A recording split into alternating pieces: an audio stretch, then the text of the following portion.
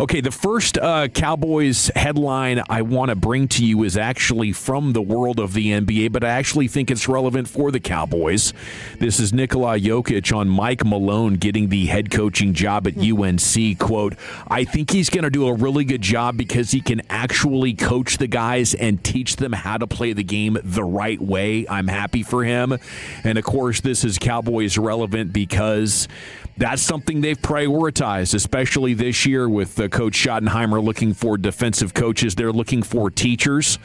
And Jokic, one of the best players in his sport, a multiple-time MVP, talking about how important it is, even to the highest levels, to have people who can teach this sport to people. And I don't know how sports get so detached from that. It's probably because they're so accomplished, and it's intimidating, I think, for coaches to have to try to coach millionaire athletes who have spent so much time and know so much themselves. But I think that is going to be the trend, not only in football but basketball and other sports, is instead of the yeller and the drill sergeant type of coach, who are the educators, who are the relationship builders, and it's really cool to see the Cowboys at the front end of that trend. The other thing is I'm wondering, what David Adelman and Hubert Davis must be thinking about this. I guess Jokic doesn't think they are actually capable of doing those. Yeah, it's true. Those parts of their job. Okay, so that's the first thing here in the CNOTE, Cowboys news of the evening. The next thing is Dez Bryant. Okay, you saw yesterday the rapper Offset was shot. Mm-hmm. You see about an hour ago, Dez posted on Twitter something about Offset. Pretty dang interesting. Okay, he retweeted a story about Offset owing another rapper $10,000, and a DM from Offset tells the guy, come back or come get it back in blood, he said to Offset, and then apparently Offset was shot a little while later. But Dez posted on Twitter this afternoon, he says, quote, I don't ever talk about what I do or my relationships with anyone, but I'm going to give y'all a quick story between me and Offset. I beat him for $8,000. He tried to take a nap on me, and I go to tap on him to wake him up, telling him I need that $8,000. His partner saw me tapping on him, and I could tell his partners wanted to jump in on some BS. So I chilled out because I was by myself and completely outnumbered. So I charged it to the game. I swear to God, Offset reached out to me yesterday, 3 hours before he got shot, on a money play. I thought about it and said, I'm good. And then I saw the news later on. I was like, damn, some people don't play about their money. Yeah. So, yeah, apparently you got maybe a track record of that. For Offset. Good thing he survived. Yeah. Man, that's, I guess you had a $10,000 beef between him and another rapper. So, yeah, you're right. I mean, that's wild. Okay, so those ones, maybe from the outskirts of Cowboys news. Let's bring it back home, give you some Cowboys draft content. Here's a fun one from Joseph Hoyt, Dallas Morning News. Kentucky running back Seth McGowan, Mesquite Poteet alum, was at Dallas Days last week. Cowboys were taking a look at him. Okay, he started at OU, got into a little bit of legal hot water, didn't he? Yeah, pulled a robbery back in 2021. He's hanging around some bad people. And he actually went to prison for 3 months. He was on parole for a while, but took him a couple of years to get his collegiate career back on track, which he successfully accomplished at Kentucky. And he ran a 4.49, 6 foot 223, had a good broad jump, had a good vertical leap, and I guess could be a later day 3 pick here for a guy out of Mesquite. He is a guy that is especially good around the goal line. You hand him the ball, he's got a nose for getting into the end zone. I don't see a lot of a void with this guy when it comes to running the football.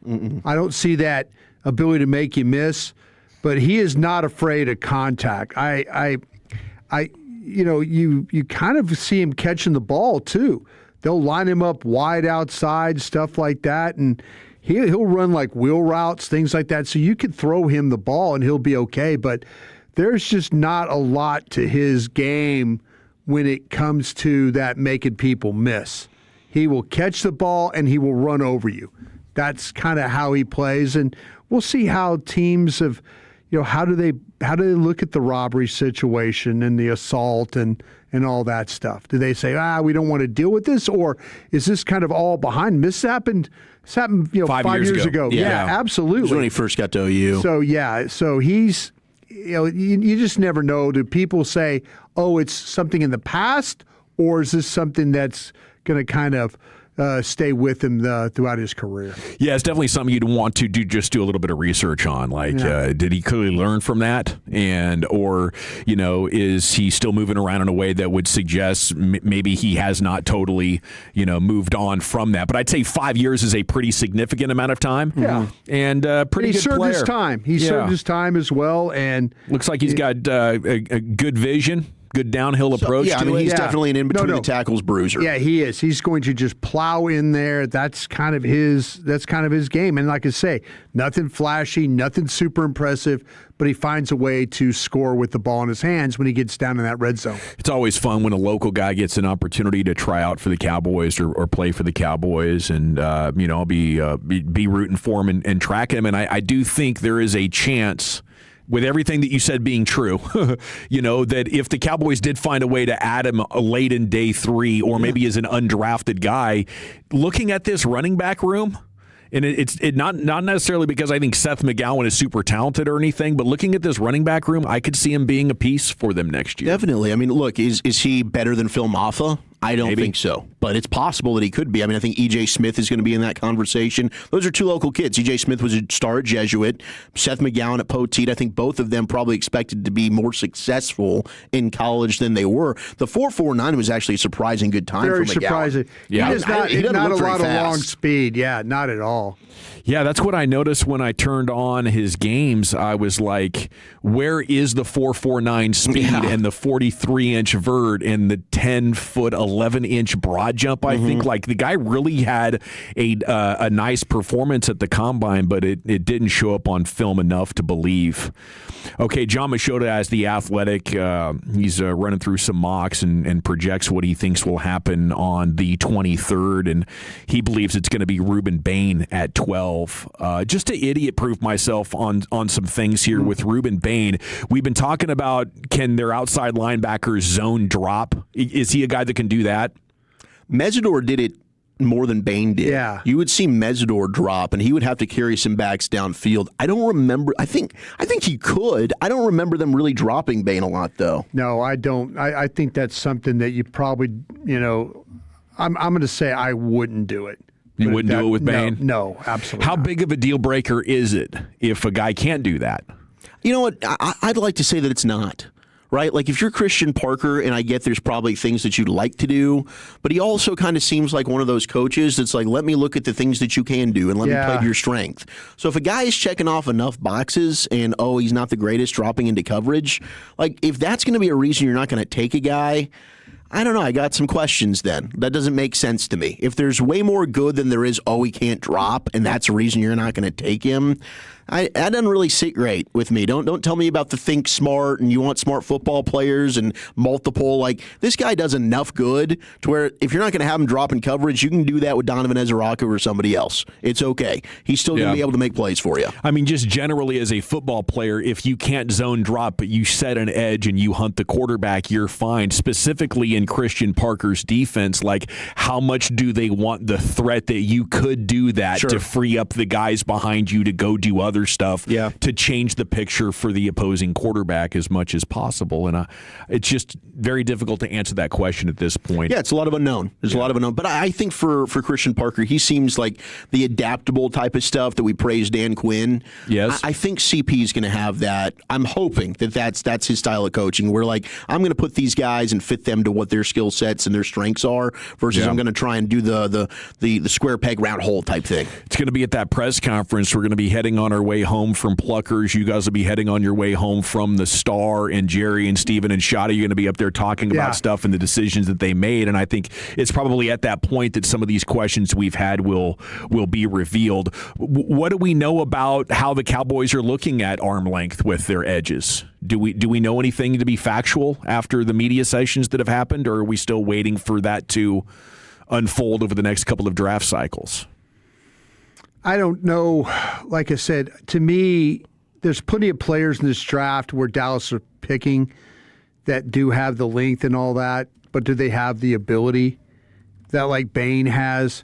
I didn't get the impression that the thing that I think that will be about Bane is what we talked about the other day. You know, where he is with some of the things that are kind of maybe his personal life, the personal stuff. I mean, how is he taking that? How is he answering those questions for teams? The whispers are that some teams are kind of turned off by the way that he's answered some of the things in his past. I've seen some reports that some teams really don't even have him high on their board specifically because of the arm length. Yeah. I mean, there are some teams that is a real thing to them, and there's others that maybe it doesn't matter at all. I get in this discussion with, and I know it doesn't answer your question, Dawson.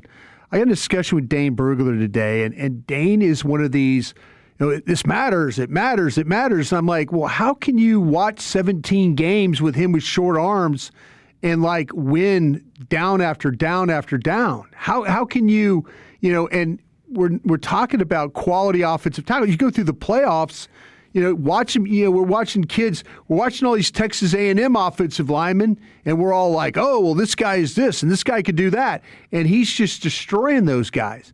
How do you sit there and say, oh, short arms will be a problem with this guy? And I think Dane's right. I think some teams do look at it and goes, well, he's an outlier. He's not. Well, Aaron Donald was a damn outlier too. But then you watch Aaron Donald play against Zach Martin, who is another short arm guy, So to me, I just think we make way too big of a deal, especially if you watch the guy have production. Yeah. On a weekly basis. He for a guy, he just does not give you anything to hit when he rushes. Dane's like, well, that's having long arms. That's your advantage as an offensive lineman. And I'm like, well, how many times do you see offensive linemen really extend on defensive linemen? And usually when they do, and there's been long arm tackles that haven't been worth a damn either. So I think, me personally, I think teams need to, get off that whole thing about long arms, short arms, and all that stuff. I just watch the damn tape and kind of look at it in a way of like, okay, what can we do with this guy to have success? And we were talking about Messidor yesterday, and they're like, oh, well, Messidor had success because of who? Bane. Yeah, we set up for a lot of one-on-ones. So I personally, I think the Cowboys, if they move on from Bane or don't draft Bane, it might be something that they found off the field that they didn't like about the play. Yeah, and maybe they're drawing a line in the sand on that off the field stuff. And they're drawing a line, obviously, on what's going on with injury too. Yes, but maybe not on 40 time for Mavion Terrell, because Machota, who's an insider, lives in the building. He's got the Cowboys taking Terrell at 20 from Clemson. Guy that did not have a good 40 time, had to end his workout early. Is the belief that Terrell's 40 time was hampered by injury? That would be the only way I could see it. If you're running in the mid 4.6s, I don't have a spot for you in the first round. That's day 3 type of stuff if I'm looking at corners. No, that's totally fair, and I understand, like, maybe that's reason for pause. When you just watched him play, and I'm not really amazing. Yeah, I mean, I just didn't see a slow player. Maybe like some guys just are football fast. I think that's what the testing is good for, though, because it's like, where are you going to struggle as the game gets significantly more difficult? And the NFL players are just better at taking away your space. Yeah. And your initiative. And maybe that's, if the Cowboys end up trading back, like maybe that'll cause him to fall and you could end up getting him at a better value. But it really didn't impact, especially the fact that he didn't miss any time in college. Like, it's not the same thing when you're talking about Jordan Tyson or some of these other guys that have had lingering hammy issues. This is the first time he's had one, to my knowledge. So I think it didn't really affect my thinking on him, but maybe others will.